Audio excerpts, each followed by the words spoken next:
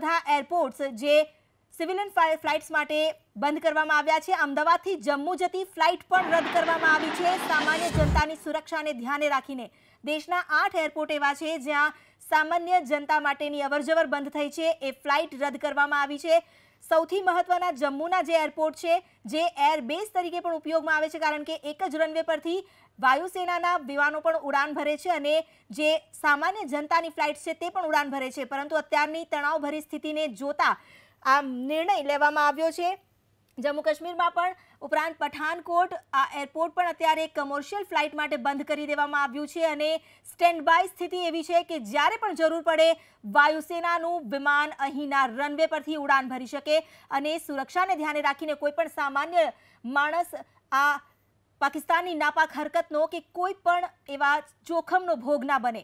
દુશ્મનને જવાબ આપવા હવે ભારત તૈયાર છે. તમામ વિમાનોના આગમન બંધ કરી દેવામાં આવ્યા છે. તો બીજી તરફ અમદાવાદથી જમ્મુ જતી ફ્લાઇટ પણ રદ કરી દેવાઈ છે. દેશના